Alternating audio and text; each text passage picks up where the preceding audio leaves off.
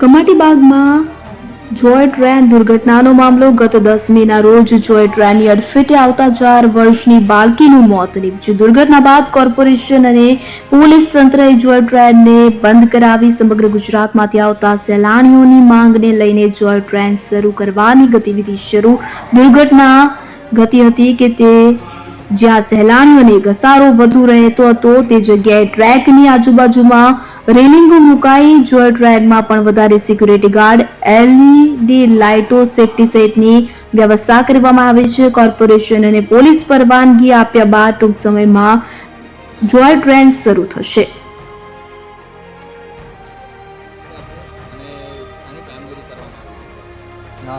હાલમાં જે ગયા મહિને ટ્રેનના દુર્ઘટના બનવામાં આવેલ હતી, જેના ભાગરૂપે આપણને પોલીસ વિભાગ તરફથી બંધ કરવા માટેનો આદેશ કરવામાં આવેલો હતો ટેમ્પરરી. તો એ મુજબ આપણને પોલીસ કમિશનર સાહેબ તરફથી અમુક સૂચનો કરવામાં આવેલા હતા સિક્યુરિટીના ભાગરૂપે.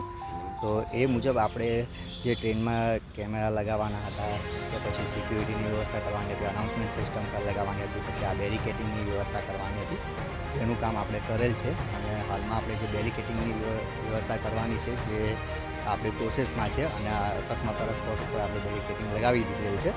અને જેમ જેમ કામ વર્ક પ્રોસેસમાં થશે એ પ્રમાણે આપણે આગળ જે આગળ પબ્લિક ગેધરિંગ વધારે રહેતું હોય છે ત્યાં આગળ પણ આપણે બેરિકેટિંગની વ્યવસ્થા કરીશું. ઉપરથી આપણને મંજૂરી આપવામાં આવશે, ત્યારબાદ આપણે જો ટ્રેન છે એ પબ્લિક માટે ચાલુ કરીશું.